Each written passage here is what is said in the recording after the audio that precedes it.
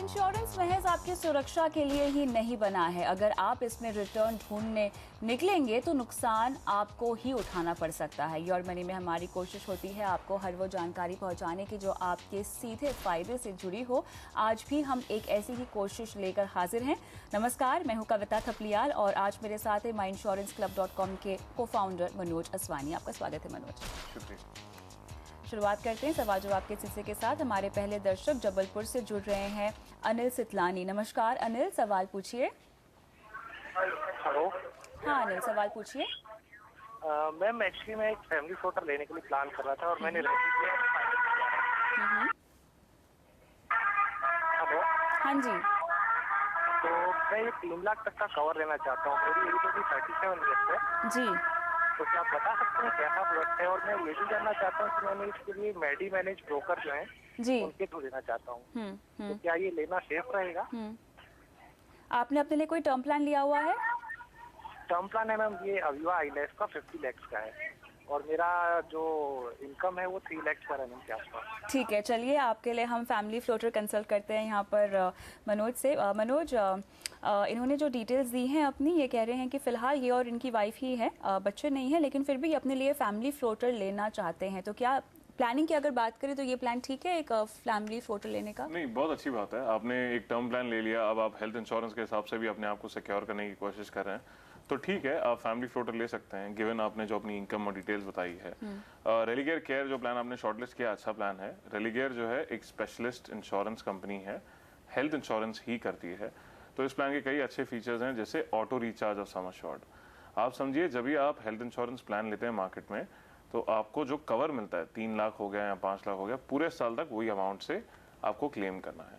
पर auto recharge benefit से क्या होता है, अगर आपने किसी कारणवश एक बीमारी से 3 लाख रुपए क्लेम कर लिए और आपकी पॉलिसी में बचे अभी कुछ भी नहीं है, पर दूसरी बीमारी हो जाती है, तो ये पॉलिसी आपको ऑटो रिचार्ज करके दे देगी, विच मीन्स आप एक और बार क्लेम कर सकते हैं पर किसी और बीमारी के लिए। दूसरे भी अच्छे फीचर्स हैं, जैसे आप कहीं पे भी ट्रीटमेंट करा सकते हैं दुनिया में, ज़रूरी नहीं है कि इंडिया में ही ट्रीटमेंट करानी चाहिए। पर ये बेनिफिट सिलेक्ट पॉलिसी होल्डर्स को ही मिलेगा जो लोग हाई सम अश्योर्ड लेते हैं, हर कस्टमर को नहीं दिया जाएगा। डे केयर प्रोसीजर्स होते हैं, जो आप हॉस्पिटलाइज नहीं होने की जरूरत होती है, वो बेनिफिट्स इसमें बहुत सारे डे केयर प्रोसीजर्स कवर्ड हैं। तो अच्छी पॉलिसी है, अच्छे बेनिफिट्स हैं, आप बिल्कुल कंसिडर कर सकते हैं। Health insurance policies insurance company अपनी वेबसाइट पे भी देती हैं, तो अगर आपको चाहिए तो आप डायरेक्टली उनकी वेबसाइट से खरीद सकते हैं। आप जैसे एक ब्रोकर को कंसल्ट कर रहे हैं, आप वहां से भी खरीद लीजिए। एक ही बात है, पॉलिसी सेम रहेगी, आपका प्रीमियम भी वही रहेगा, कोई फर्क नहीं आएगा, ना प्रोसेस में खरीदते वक्त ना क्लेम में। अगर आपको कोई दिक्कत आई, कोई भी जो भी प्रॉब्लम नहीं आएगी, इंश्योरेंस कंपनी डायरेक्टली मैनेज करेगी आपको, तो आपके ऊपर है, खरीद सकते हैं। इन्होंने एक और प्लान मेंशन किया है जो है BSLI का प्लान, जानना चाहते हैं कि ये इसमें बने रहें या नहीं।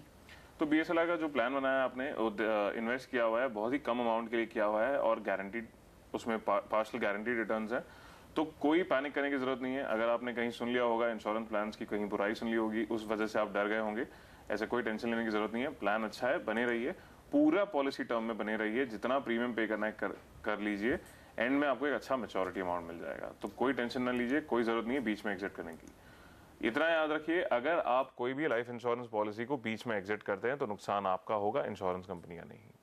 चलिए अनिल, तो यहाँ पे आपके तमाम सवालों का जवाब हमने दे दिया है। जल्द से जल्द अपने लिए आप रेलिगेयर केयर का हेल्थ इंश्योरेंस प्लान ले सकते हैं। आगे बढ़ते हैं और लेते हैं अमरीश शाह का सवाल। इन्होंने हमें ईमेल किया है। मनोज, इनका सवाल ये है कि इन्हें एक्चुअली 15 लाख का लोन चाहिए, पर्सनल लोन चाहिए, जिसके लिए ये पता लगा रहे थे, लोगों से बात कर रहे थे और साथ ही कुछ ऑनलाइन ब्राउज भी कर रहे थे। इनको पता चला कि एक पॉलिसी है जिसे ये ले सकते हैं, उसका जो अमाउंट होगा, जो सम एश्योर्ड होगा, 15 लाख का होगा और उसके लिए इनको प्रीमियम भरना होगा सालाना 60,000 रुपये। मतलब ये जो पॉलिसी है अगेंस्ट उनके लोन के दी जा रही है, ये कंपनी का कहना है। अब ये जानना चाहते हैं कि जो ये पॉलिसी है, क्या लोन के अगेंस्ट इस तरह की पॉलिसीज मिलती हैं, 15 लाख रुपए सम एश्योर्ड 25 साल के लिए और 60,000 रुपए सालाना प्रीमियम होगा इस पॉलिसी का। तो क्या IRDA की रेगुलेशन और गाइडलाइंस के मुताबिक इस तरह की पॉलिसीज आपको लोन के अगेंस्ट दी जाती हैं क्या?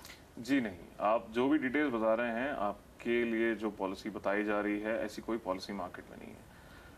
40 दिन में पॉलिसी इशू होने के बाद आपको पूरा सम एश्योर्ड का लोन दिया जाएगा, ऐसा तो बिल्कुल कहीं पे भी कोई इंश्योरेंस कंपनी ऑफर नहीं कर रही है, कोई IRDA की कंपनी ये ऑफर नहीं कर रही है।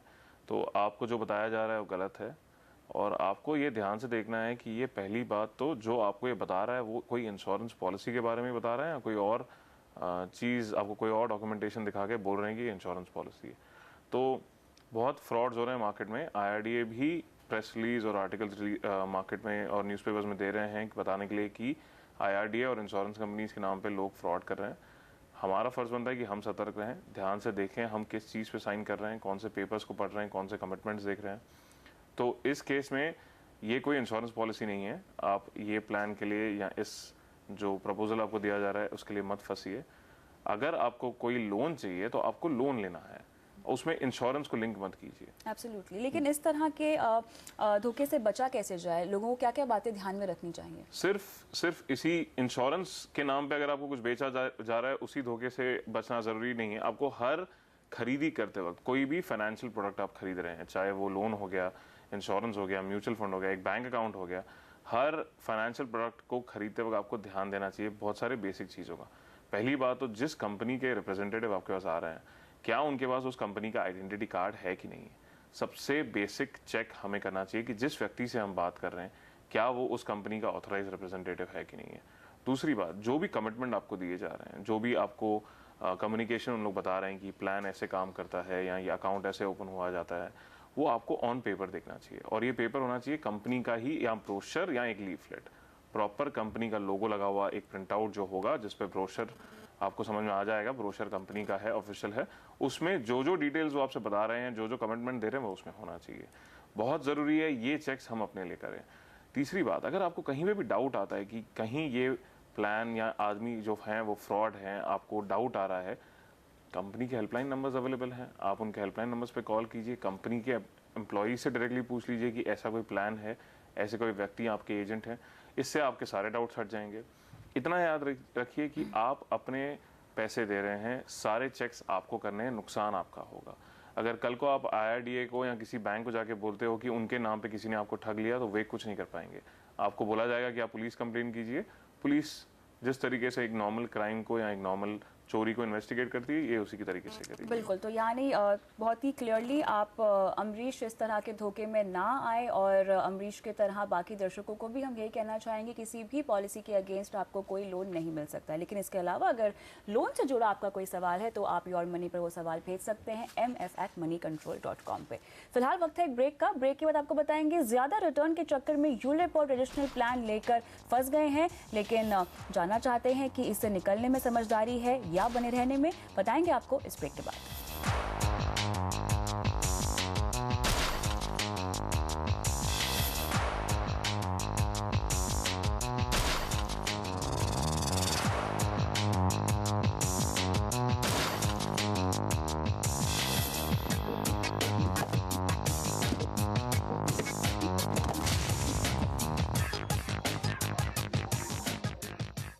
योर मनी में आपका स्वागत है एक बार फिर से। आज हम दे रहे हैं इंश्योरेंस से जुड़े सवालों के जवाब, और मेरे साथ बने हुए हैं मनोज असवानी। लेते हैं अगला सवाल। यहाँ गीतांजलि ने पनवेल से अपना सवाल भेजा है ईमेल के जरिए। और मनोज, इनका जो सवाल है, इन्होंने मेरे ख्याल से 5 पॉलिसीज ली हुई हैं, और 5 पॉलिसीज इनकी LIC की है। जीवन आनंद के 2 प्लान है, एक अपने लिए और अपने पति के लिए इन्होंने लिया हुआ है, साथ ही जीवन साथी है, LIC चाइल्ड फ्यूचर प्लान लिया हुआ है, और जीवन मनी प्लस भी प्लान लिया हुआ है। और इसके अलावा इनके पास 50 लाख का एक टर्म प्लान भी है, और ये कह रही हैं कि आगे चलकर ये 1 करोड़ का टर्म प्लान कर देंगी इसको बढ़ाकर। इनकी सालाना आय है 9 लाख रुपए। तो इन्होंने बहुत साफ तौर से, जैसा कि खुद भी लिखा हुआ है, कि इन्होंने इंश्योरेंस में इन्वेस्टमेंट की हुई है। तो इनकी ये इन्वेस्टमेंट कैसी है ये जानना चाहती है। तो इंश्योरेंस में आप कई प्रकार के पॉलिसीज खरीद सकते हैं। एक होता है प्योर टर्म प्लान जो आपने खरीद लिया है, दूसरे होते हैं गारंटीड रिटर्न प्लान जिसमें आप एंडाउमेंट, मनी बैक प्लान्स देखते हैं। तो आपने जितने भी प्लान्स खरीदे हैं सब उसी कैटेगरी में आता है। अब कुछ लिमिट तक ये प्लान्स लेना अच्छी बात है। आपके पोर्टफोलियो में एंडाउमेंट प्लान्स होना बहुत ज़रूरी है, क्योंकि आपको पता है कि मेरे जितने पैसे मैंने इन्वेस्ट किए हैं गारंटीड रिटर्न आएंगे। पर ओवर बाय नहीं करना चाहिए। हमें कभी भी किसी प्रोडक्ट को इतना ज़्यादा नहीं खरीद लेना चाहिए कि आगे वो हमें तकलीफ देना शुरू कर दे। आप समझिए, आपने जो पैसे कमाए हैं आप वो सेविंग्स अकाउंट में क्यों नहीं रखते हो? क्योंकि इन्फ्लेशन ज़्यादा है, सेविंग्स अकाउंट के रिटर्न्स कम है। तो जब आप गारंटीड प्लान्स में पैसे डालते हो तो वहाँ पे भी यही दिक्कत आती है कि इनके जो रिटर्न्स होते हैं इन्फ्लेशन के जस्ट थोड़ा बाजू में होते हैं, या तो कम होते हैं, जस्ट अबाउट सेम होते हैं। तो आपकी अपॉर्चुनिटी लॉस हो रही है। आप थोड़े पैसों को गारंटीड प्लान्स में डालिए, बट थोड़े पैसों के साथ रिस्क लेके इक्विटी में भी निवेश करना चाहिए। तो अब तक आपने जितने भी प्लान्स खरीद लिए हैं अपने लिए, अपने फैमिली के लिए, ठीक है, इससे ज़्यादा गारंटीड प्लान्स में मत निवेश कीजिए। इससे ज़्यादा करोगे तो आपको, जो मैं बता रहा हूँ, अपॉर्चुनिटी कॉस्ट जो है वो आपका चला जाता है। किसी प्लान से निकलने की आप सलाह देंगे इन्हें? अगर निकलना ही है तो जीवन साथी प्लान से निकल सकते हैं, क्योंकि फीचर्स बहुत कम होते हैं, रिटर्न्स भी ओके हैं, तो इतना कोई बेनिफिट नहीं है टिकने में। बट अगर आपको कोई दिक्कत नहीं आ रही है पैसे हर साल प्रीमियम भरने में, तो डिसेंट रिटर्न्स आ जाएंगे। बोनस भी बहुत सारे प्लान्स में है, तो आपको रिटर्न भी अच्छा आ जाएगा, कोई दिक्कत नहीं है। बट इसके अलावा, इससे एडिशन में आपको ये फिलहाल गारंटीड प्लान्स में इन्वेस्ट मत कीजिए। टर्म प्लान आपकी करंट इनकम के हिसाब से तो कम है। आप जो बता रहे हो कि 1 करोड़ का कवर लेने वाले हो नियर फ्यूचर में, मेरे हिसाब से वो अभी ले लीजिए। और नियर फ्यूचर मतलब अगले 1-2 साल में जब आपकी इनकम हाइक हो जाती है या फैमिली में कोई बदलाव आ जाता है, तो उस हिसाब से आप एक और टर्म प्लान कंसिडर कर सकते हैं। बट अभी इमीडिएटली आप 1 करोड़ का टर्म प्लान ले लीजिए। बहुत सारे प्लान्स हैं मार्केट में, बहुत कम प्रीमियम्स है। इससे ज़्यादा बेनिफिट वाला सिचुएशन कभी टर्म प्लान की इंडस्ट्री में कभी आया नहीं है। तो क्या ये सेम कंपनी से लें या अलग कंपनी से ले सकते हैं? जैसे कि उन्होंने 50 लाख का ऑलरेडी लेकर रखा हुआ है, तो और 50 लाख लेने के लिए सेम कंपनी से ही ले सकते हैं ये? तो आप उसी कंपनी से भी ले सकते हैं और अलग कंपनी से भी ले सकते हैं। मेरा मानना यह है कि अगर आप अलग अलग कंपनी से लेते हैं तो आपको अलग अलग प्रोसेसेस एक्सपीरियंस करने को मिल जाएगा। आपको ये भी रियलाइज़ होगा कि कंपनी कितना आपसे टच में रहती है, कितना आपको एडुकेट करती है। और टर्म प्लान का जो मैंने पर्सनली देखा हुआ है कि बेनिफिट अनफॉर्चुनेटली आता तब है जब कुछ इंसिडेंट हो जाता है फैमिली में। तो उस वक्त जो कंपनी प्रोसेस को जितना जल्दी करके आपको पैसे देती है, आपको तभी फ़ायदा होता है, तभी वो रिलीफ मिलता है। तो मेरे हिसाब से 2 अलग अलग कंपनीज में रखिए। आपने 50 लाख एक कंपनी से लिया हुआ है, 1 करोड़ दूसरी किसी कंपनी से ले लीजिए। फ्यूचर में जब भी आप ले रहे हो प्लान, तभी भी अगर हो सके तो एक और कंपनी इवैल्यूएट कर लेना। चलिए, तो गीतांजलि जी, यहाँ पर जीवन साथी से आपको निकलने की सलाह दी जा रही है और साथ ही जल्द से जल्द अपना जो टर्म प्लान का कवर है उसको बढ़ाकर 1 करोड़ कर दीजिए। और आगे से ध्यान रखिए कि इंश्योरेंस में कभी भी आप इन्वेस्टमेंट ना करें, आप इक्विटी का रास्ता अपना सकती है जहाँ तक इन्वेस्टमेंट की बात है। आगे बढ़ते हैं और लेते हैं अगला सवाल। हमारे साथ मुंबई से महेंद्र हैं फोन लाइन पे। नमस्कार महेंद्र जी, सवाल पूछिए। या मैम नमस्कार जी, मैंने ये एक SBI लाइफ की 3 पॉलिसी ली थी, इंश्योरेंस कम ये unit plus child plan LP 2008 में, और इसने प्रीमियम मैंने डिपॉजिट कर दिए थे।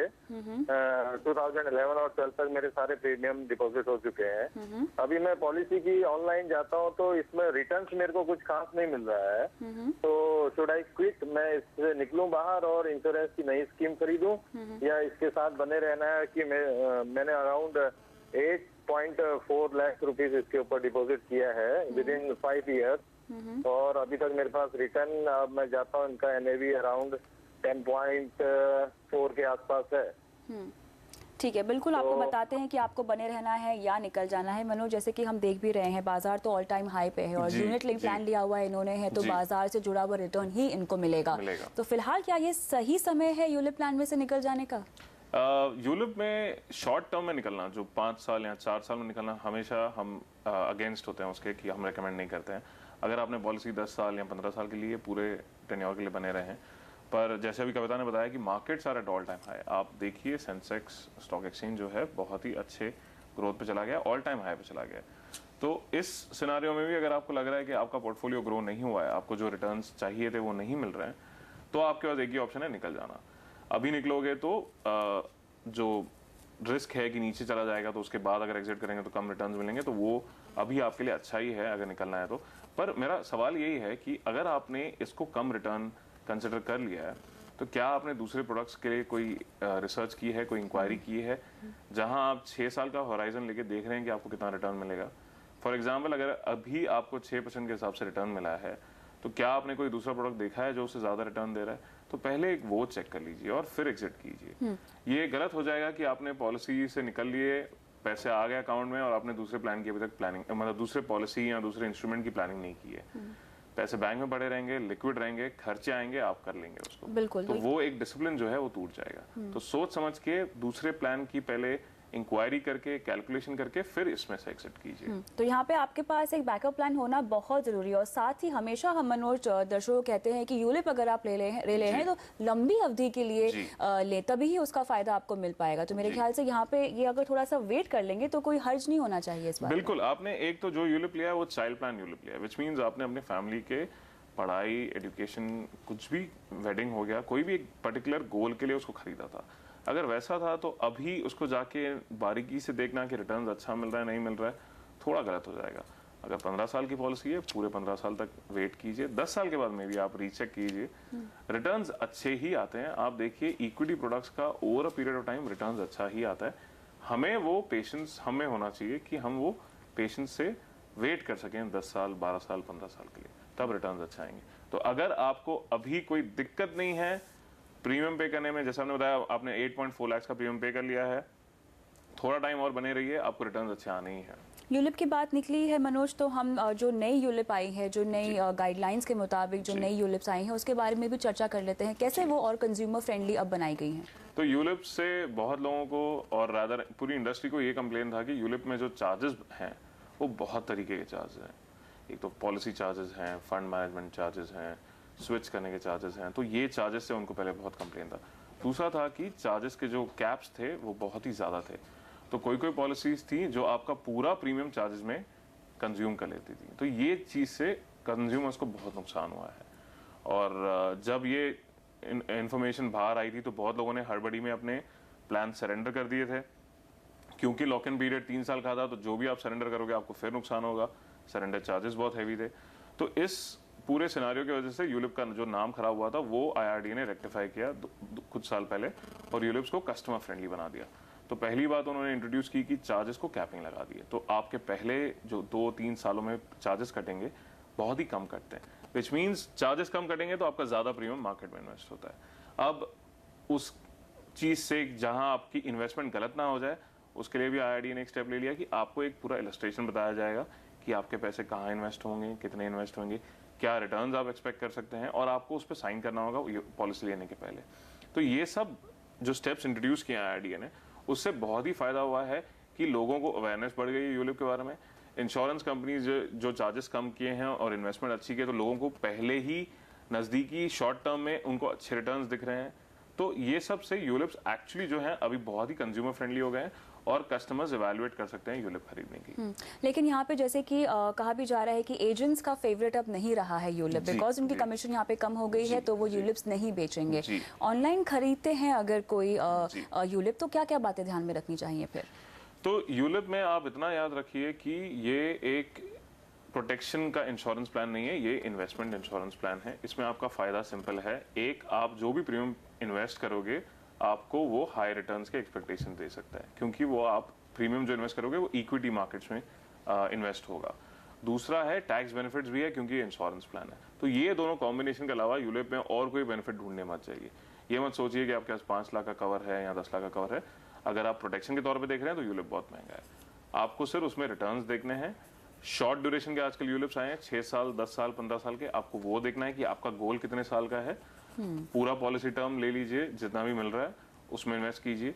ध्यान ये दीजिए कि अगर आप ऑनलाइन खरीद रहे हैं तो चार्जेस भी कम मिलेंगे। तो 2-3 प्लान्स को कंपेयर कीजिए, देखिए किसमें कम चार्जेस हैं, आप वो प्लान कंसिडर कर सकते हैं। बिल्कुल। और लंबी अवधि के लिए यूलिप में आपको निवेश करना चाहिए या कोई यूलिप प्लान लेना चाहिए। फिलहाल वक्त हो गया है ब्रेक का, लेकिन ब्रेक के बाद आपको बताएंगे कि होम लोन स्विच करते समय किन किन बातों का रखें ध्यान। और साथ ही अगर आप भी हमसे म्यूचुअल फंड, इंश्योरेंस या फाइनेंशियल प्लानिंग या क्रेडिट कार्ड या लोन से जुड़ा कोई सवाल पूछना चाहते हैं तो हमें अपना सवाल अपने फ़ोन नंबर के साथ ईमेल करें mf@moneycontrol.com पर।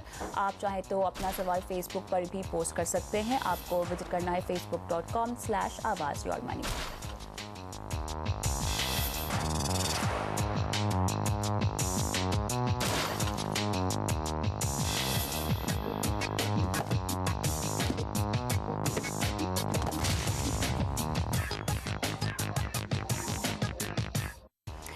अगर आप अपने मौजूदा होम लोन से खुश नहीं हैं तो आप अपने लोन को बेहतर सुविधा और कम ब्याज देने वाले बैंक में ट्रांसफर कर सकते हैं। लेकिन कब लें होम लोन स्विच करने का फैसला और किन बातों का रखें ध्यान, बता रहे हैं राशि माहेश्वरी।